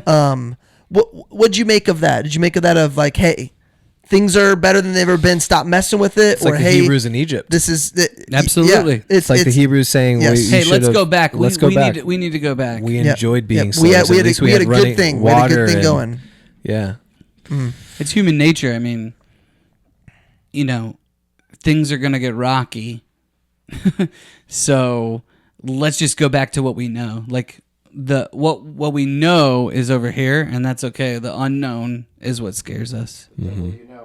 There you go. The devil, I said too, just wrapping up that social guy. I just saw this note. I apologize. But he said undeserved suffering is redemptive. And so I think that like he's taking this picture of Jesus on the cross who is suffering undeservedly.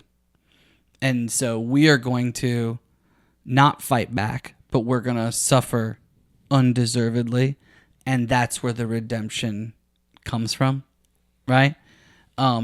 That's kind of that we're putting that gospel onto these other activities that in some ways probably are very redemptive. It's a really interesting idea.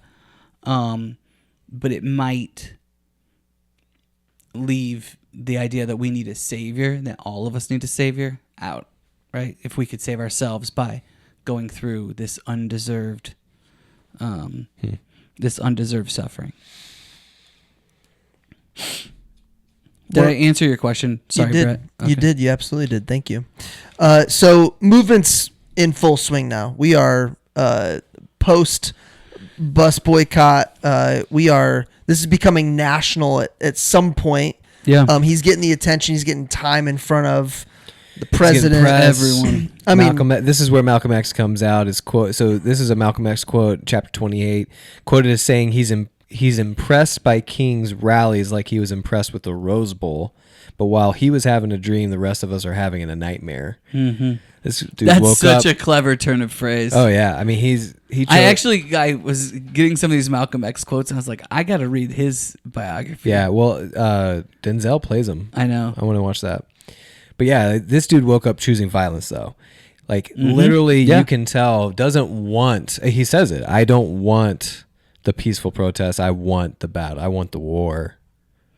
And And he do you got think- it. Because we're not going to get it otherwise. Yeah. yeah, you that's know. his belief, right? It's what he genuinely believes. You're Well, wasting time. That's the oppressed oppressor mentality that comes from, Marxism, socialism, everything else.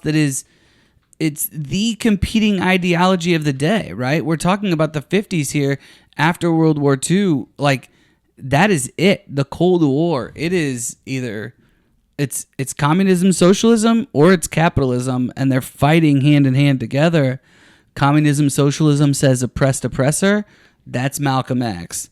Whereas I think you can really define what you see from Martin Luther King Jr., at least from what I'm reading here, and I'm not even sure the author agrees with me, is a more liberal take of like, hey, we are all created in God's image. We are all brothers, right? And everybody deserves that same. Everybody deserves to be able to live here together and have the same and equal rights. Versus oppressed oppressor, which is Malcolm X is like, hey, we've got to be in charge. We've got to be the ones that are in power. Yeah, not the same. But Malcolm message. X was not on Time cover, and King was first black man ever on the cover of Time magazine. What year was that? That was It's a chapter 29, so I'm not sure what year it was. It was in the early 60s. yeah. But it's interesting because Time, Yeah, it was like 61 or something. like, do you think that Time had big balls, or they just love stirring the pot? Because now Time will put like the person of the year. Who was that? Who was that 13-year-old girl? I think that, it's hard for us to say. Well, it was What's her name? Greta Thunberg. and it was Generate one year, I believe. Well, Yeah. this Yeah. isn't man of the year or Women this, of the Year? This wasn't man of Both. the year. Yeah. He was just a cover. No, I he was mean, Man of the Year. I know, but this was just cover. I He was on He was the Black cover. Man of the Year. He's on the cover of He was Time. on the cover first before he was Okay. man of the year. told you the joke from the comedy thing I went to, right? The Bruce Jenner joke. Yeah. The guy goes, "Yeah, man, I was eating Wheaties for my whole life, and then I saw what it did to Bruce Jenner. I had to give it a couple of years off just to make sure." Just in case. I told it way better this time. Danielle Jones is eating some Wheaties. Danielle Jones. Danielle Jones slinging it to Alicia Pierce. Oh my gosh. We're under the salary cap. Though, I don't know so what the it's- answer is. We're Like, gonna need some redemption. is Time actually like, hey, this guy's like, we agree, or they're like, we're going to put controversial people? Because like, I don't think there's any moral compass at Time unless other people took over. Like, I would agree with putting Martin Luther King. I on would there. too. I would not agree with putting Greta Thunberg and Bruce Jenner. I think that it's hard for us in, I don't even remember looking at a Time magazine. I don't think I've seen a Time magazine since 1998. Yeah. Who looks at? It's the night. It used to be super relevant. Yep, and it's hard to put myself in the 60s. Like I just it feel would have like been way different. It would have been way different in the 60s. back then, way less media. Back then, journalism was Mattered. real and Yeah. it mattered, and you had integrity. So I maybe I'm being naive. I think back then, because it wasn't this division of this type of news brings you this and this type of, it was everything was more in integrity driven. I mean, he was on the map, but that pushed him to this like national stage at a high level. And do you think, I mean, because racism was more prevalent, would that cause those people to like have to buy it? I think it was Or- everything. Like it was smart of them, right? Because it's board versus board of education, Brown versus board of education. It's the bus boycott. Whatever that bill was that went through, where they said that everything had to be, or basically you have to desegregate everything. Whatever that law was. It's all of these things happening at the same time. Also, they talk about when, hey, we've had all of these black sons and daughters that are going off and fighting these wars. And oh, by the way, we just saw what happened in Germany, and we're horrified at what humans can do to one another and do to these Jews, right? So all of these things are adding up. So I think from a plant a flag in the moment time, like the Time is making a really smart move to say, hey, we're going to be on the cutting edge of this So you think they saw it coming? This is already on the wall. Let's be ahead of this. I think so. I think they wanted to be So a then part that of to the me social. is the answer then. Like they're not, there's no moral compass there. No, they're selling magazines. You brought up that you don't, and I think it was ChatGPT that used the quote, not me. But it was the injustice anywhere is injustice everywhere. Yeah. So you said something. That is definitely a Martin Luther King Jr. quote. Okay, so but it does lead to him. That the story behind the quote If you is wanna him. find the exact one. It's something. But yeah, You don't agree with it? Well, I don't think so. It leads to him focusing on the war in Vietnam, right? I mean, ultimately, that's. Not necessarily. I think it's two things. I think It's what led to Juneteenth. It's what led to like all this reparations discussion of today. Is like we don't even recognize this country because of slavery, not acknowledging the fact that slavery was all over the world and the U.S. was the first one to eradicate it.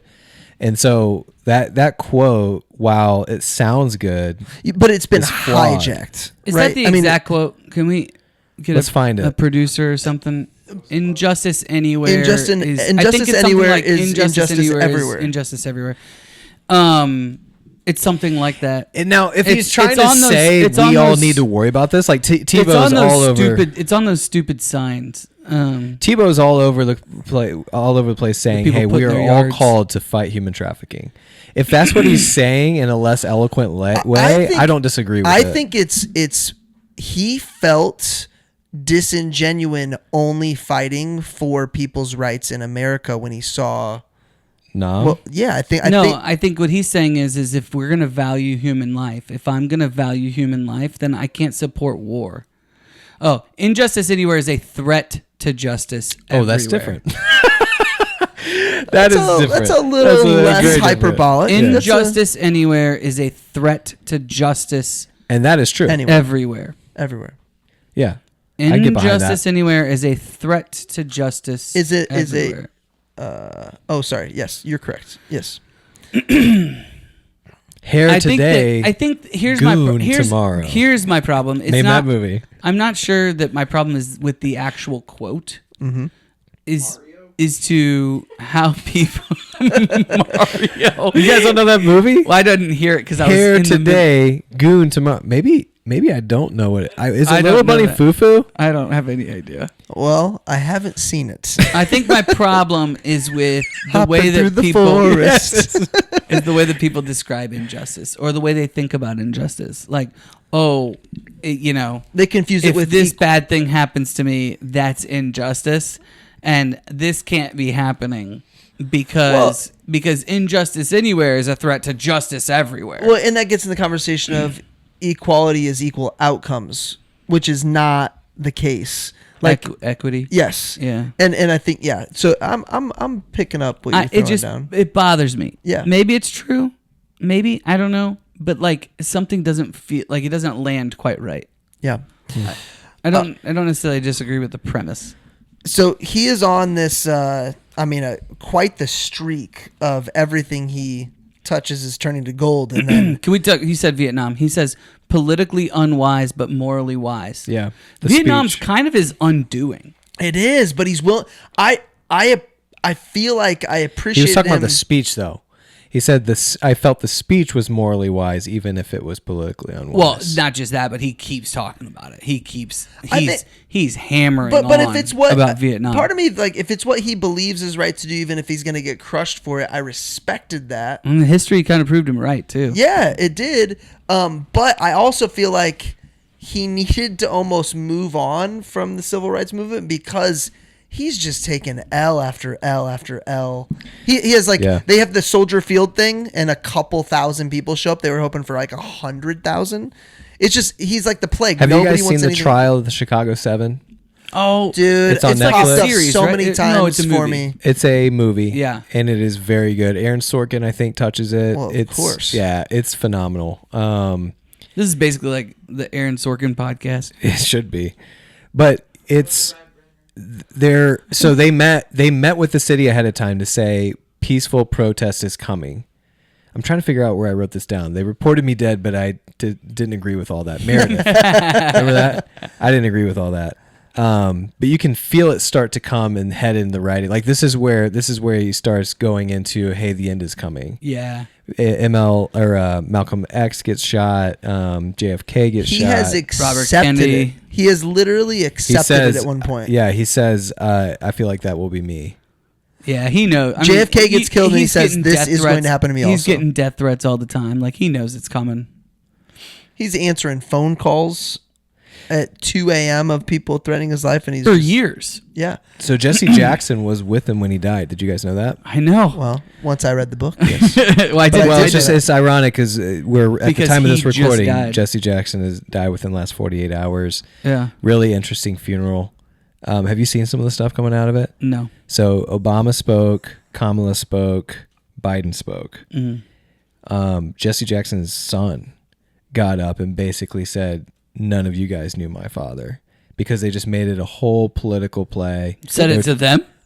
He said it on stage with them sitting in the funeral. Good for him, dude. It was wild. I mean, because Which Biden spoke? What do you mean which? What? I know there's been a couple Joe Bidens. The weekend at The current? yeah. Okay, got it. Weekend Just at want to make sure. Bernie's. All right. it was crazy. Like when I was watching it, because I think people are going to want to compare it to Charlie's, but like Charlie's was political people talking about God at the funeral, whereas this was political people at the funeral talking about politics. And he got up there and he's like, none of you knew my dad. And basically said like, this is not what he would have wanted. And it's pretty powerful and interesting. I didn't see that. Oh, I'll have to watch it now. But he was there. He was with MLK at the time of his death. Yeah, I mean, he literally says to him, "Is there a picture? I think there's a picture." I love this. There might be a picture in here actually.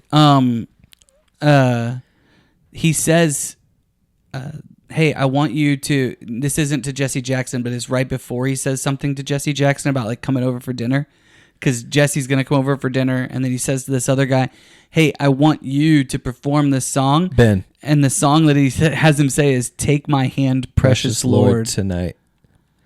Play it real pretty. Wow. You know who had a great, just loved Jesse Jackson, even though they disagreed about a lot of stuff? Albert Mohler. Oh, really? Gave a 10-minute of his 25 on for the his day. thing? Dude, he really appreciated him a ton. And it feels like there was a time in politics where those guys still had relationships. And there wasn't this you choose your side or you choose no, or you have no teammates. Yeah, well, I think that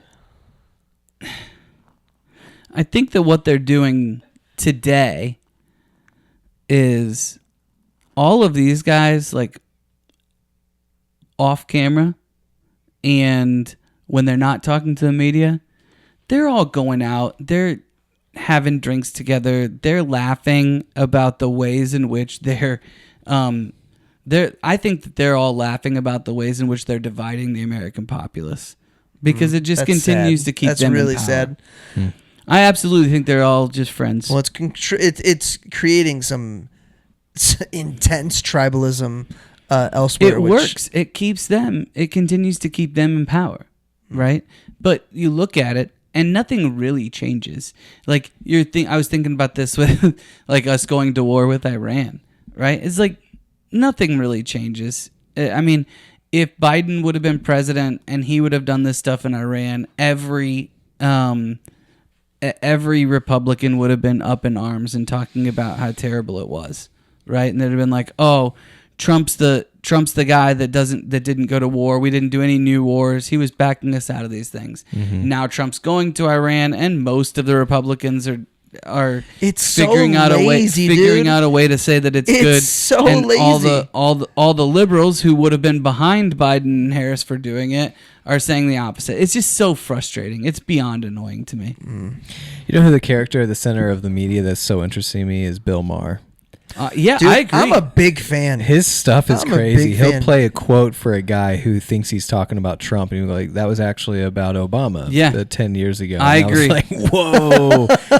I've liked him for a long time. I don't agree with a lot of what he says. However, I do like him a lot. I think he's You know intellectually who's interesting? honest. He's your boy Chappelle. What's happening to him? I haven't seen anything from him lately. Oh man, he's gotten so woke over the last 2 or 3 years. No, the exact opposite. That's what I thought. But like, there's been a lot of stuff. I went a little bit. I'll send you some stuff. Really? Yeah, it's sad. Please do. Yeah, that surprises me. Oh, leading up to the death, guys, they're talking to him about, like, he's kind of accepted it, you know? Mm-hmm. One of the things that he says is, ultimately, freedom does mean fearlessness. And he's like, look, I don't have a bunch of security. I don't have this. I don't have that. Like, ultimately, freedom does mean fearlessness. And he's trying to step out and lead in that way. And, I mean, my goodness. You know what's crazy is, though, like, a lot of times, like, they talk about soldiers. They can't, if they're afraid of dying, you're not going to be a good soldier, right? It's like, you have to literally accept the fact that you're probably going to die. And then all of a sudden, you can do the things that you need to do. In battle, right? It almost felt like it was that way. Like, if he was just paralyzed by fear, he just would have sat home and done nothing. But he's like, you know what? Whatever. I mean, the dude If didn't God's sleep. Gonna take me. God's there gonna was take the me. last couple of years of his life. I mean, he was medicating with sex and alcohol and Dude. everything else for sure. yeah. Chapter 37, he forgot Coretta's birthday this year, and she said she didn't mind. I wrote down BS. read his quote, and so her next quote is, "He belongs to the world, not her," and that just irked me. I wrong. wonder if she has a. I wonder if she has a biography because she's. I mean, she's probably the second most fascinating character in this entire theory, book. that sounds good, but like you would think a preacher who's dedicated his life to the Lord and to end racism would say he belongs to the Lord, not the world. It's not marriage. It's her saying that. That's not marriage. That's not. Yeah, it's also. But I'm just saying, like that's just a weird thing to say. Is, you know. Say it again. What do you mean it's not marriage? It's like a. If you were to say he belongs to the Lord and not me, that would be marriage. He belongs to the world, not me, in reference to the fact that he was so busy doing this thing that he forgot her birthday. That's not marriage. I think that she always thought that I'm supporting what you said about her- the gospel. I think that is in support of both of them living this social gospel, is what I was saying. Yeah. That's true. Okay, that's fair. Since you're going with what I was saying. Yeah, exactly. Rem knew that was the way. That was the way in. What else we got, boys? I I have a couple more things that are have some gems. quotes. Yeah. Get into it. Educated men without morals are the most dangerous men of all. I love that quote. It's kind of that decades version of AI. Not just AI, but C.S. Lewis has a quote that's very similar, or quotes that's very similar. The reality is that if we have no moral center, this is what's wrong with this is what the biggest thing that's wrong with education in today's world, right? What we've done is we've removed the moral center, the idea that there's an objective right and wrong from education, right? When you remove that from education and you create a bunch of smart people who don't have morals, we've got a really dangerous society. And I think that we're reaping the benefits of 100 years of that kind of education. Rem, you got a hidden gem for us? You guys heard the transcript of "If I Were the Devil" by Paul Harvey? Yes. I think so. This I kind of want to read it. Yes, I've definitely heard it. I kind of want to read it. Do it. So this whole back half of this podcast is it's been ringing in my head, kind of what we're talking about. Mm-hmm. So this is Paul Harvey, and this was 50 years ago he wrote this. All right, 65. If I were the devil, if I were the prince of darkness, I'd want to engulf the whole world in darkness, and I'd have a third of its real estate, 4/5 of the population, but I wouldn't be happy until I had seized the ripest apple of the tree, thee. So I'd set about, however necessary, to take over the United States. I'd subvert the churches first. I'd begin with campaigns of whispers. With the wisdom of the serpent, I would whisper to you, as I whispered to Eve, do as you please. To the young, I would whisper, the Bible is a myth. I would convince them that the man created God instead of the other way around. I would confine in what was bad is good and what is good is square. In the old, I would teach to pray after me, Our Father, which art in Washington. Then I would get organized. I'd educate authors in how to make literature exciting so that anything else would appear dull and uninteresting. I'd threaten TV with dirtier movies and vice versa. I'd peddle narcotics to whom I could. I'd sell alcohol to ladies and gentlemen of distinction. I'd tranquilize the rest with pills. If I were the devil, I'd soon have families that at war with themselves, churches at war with themselves, and nations at war with themselves, until each in its turn was consumed. And with promises of higher ratings, I'd have mesmerizing media fanning the flames. If I were the devil, I would encourage schools to refine young intellects, but neglect the disciplined emotions. Let those run wild until, before you know it, you'd have drug-sniffing dogs and metal detectors at every schoolhouse door. Within a decade, I'd have prisons overflowing. I'd have judges promoting pornography. Soon I would evict God from the courthouse, then from the schoolhouse. This is 65, by the way. And then from the houses of Congress. And in his own churches, I would substitute psychology for religion and defy science. I would lure priests and pastors into misusing boys and girls and church money. If I were the devil, I'd make the symbols of Easter an egg and the symbol of Christmas a bottle. If I were the devil, I'd take from those who have and give to those who want until I kill the incentive of ambitious.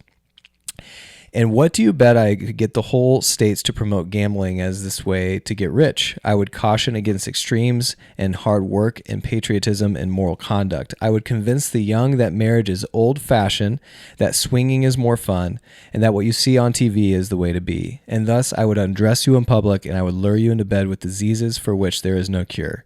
In other words, if I were the devil, I'd just keep on doing what he's doing. Yep. That was 65. That was the time that Martin Luther King. Yeah, it's right then. It was right then. And what's crazy is like you think if you didn't know that, you'd think it was written for right now. And So have we really gotten better?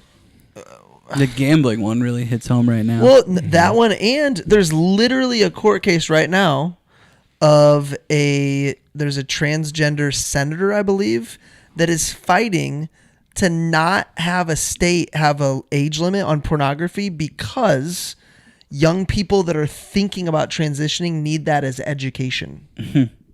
Yeah. Yeah. Yeah. I wonder what was happening at the time in the 60s where, because he said judges promoting pornography. Well, it's just fascinating, like what MLK is trying to do is bring about a revival of sorts, you know, and he starts running into, to your point, Brett, you know, people that don't necessarily want that version of it. Yep.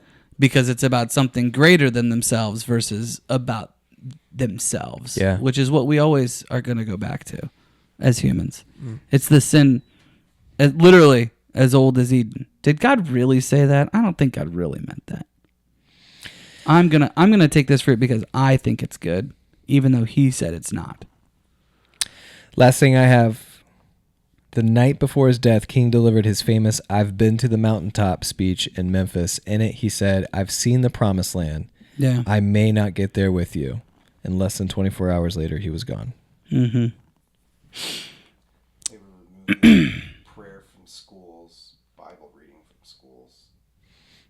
So right before Paul Harvey's speech that Rem shared, they had just been removing prayer from schools, and they had just ruled that mandatory Bible readings in schools were unconstitutional.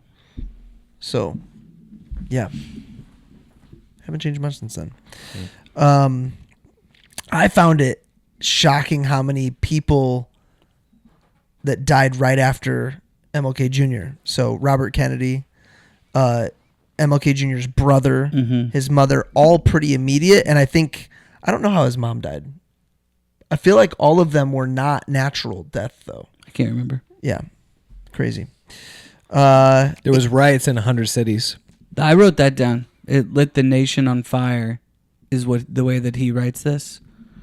And it's like, all right, well, if you're going to take the guy that was going for peace, then...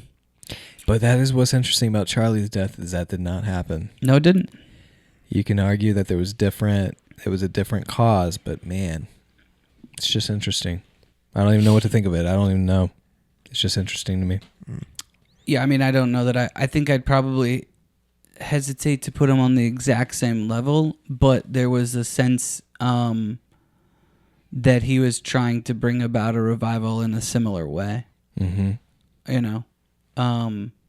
That's why I went back to that question. Like, I don't know the answer.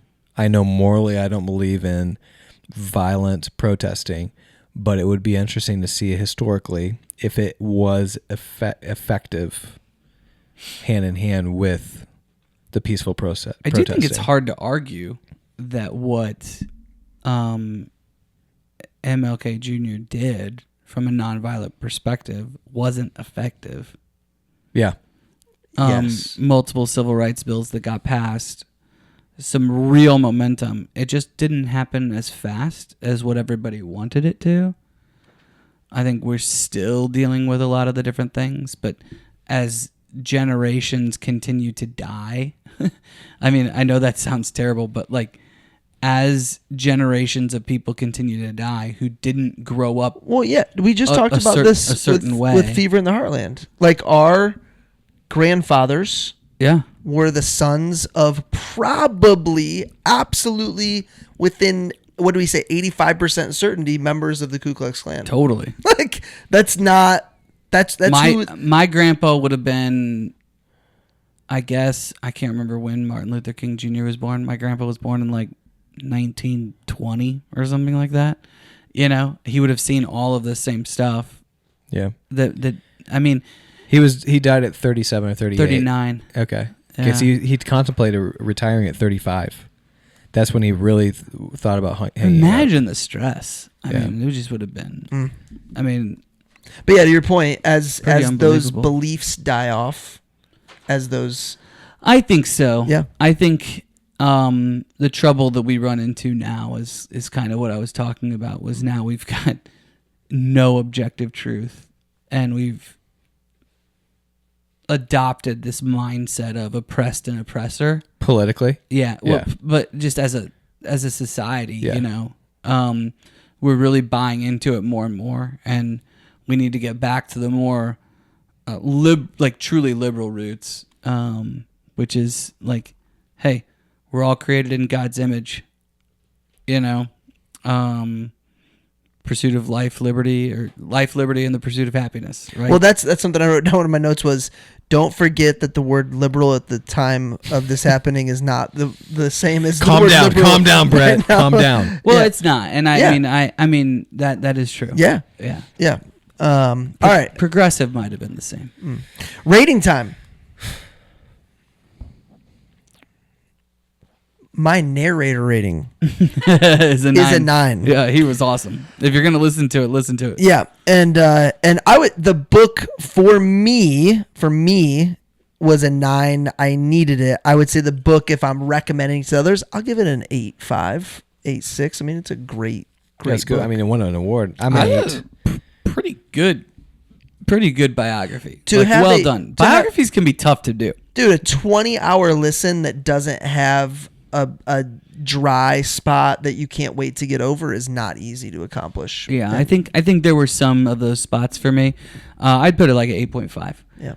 I think that it's well worth it. I think it's pretty well regarded at this point, even a few years in, as the best of the King biographies. Mm-hmm. I'm really interested to hear.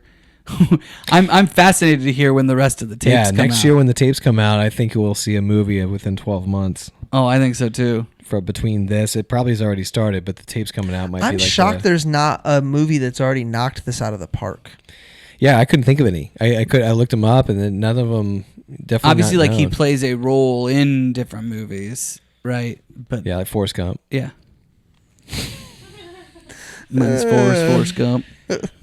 I almost made the Alabama Slammer for us tonight. Almost. You should have. Yeah. Yeah, anytime you thought think Hanky about Panky was good. yeah, is that what we had right now? That's what we had tonight. Got it. Hanky Panky. Yeah. What's next? If you want to start reading, Seductive Poison is our next book. Which, Marcus, give us a 10-seconder on Seductive Poison. Seductive Poison is an insider's account of Jonestown. So this woman goes into and is a part of the cult for Jonestown. And then How'd she write it if she drank Kool-Aid? No, that's part of the crazy. And also, just because many of the books we've There's had, a few survivors, and she's one of them. is there any cannibalism? No, Okay, good. Oh, great. Good. Okay, well, I'm less looking forward not to that it. I remember. Green. We got Green Mile, one that Marcus and Jessica and Rem are very excited about. Chef. Mm-hmm. Chef is coming up. If you haven't seen Chef, Big fan. It's on Netflix right now. Go watch it tonight. Usual Suspects is in the queue, Wow, and Back to the Future. this is, It's a good lineup. This is a good podcast. I would listen to this podcast. I do listen to this I podcast. would listen to it. I would if you've listened this far, you're going to be there on April 25th. But I would go watch it live. Hey, what year will it be when Chris is listening to this? Dude, he's crushing it. Yeah, something. Why does anybody know the story behind that? Why? He likes to do it in order. But why did he just pick it back up and like start? I don't know. I don't know. There was no conversation or anything. I don't know. He just wanted to be our friends. Yeah. He missed us. So funny. All right, we'll see you next time, friends.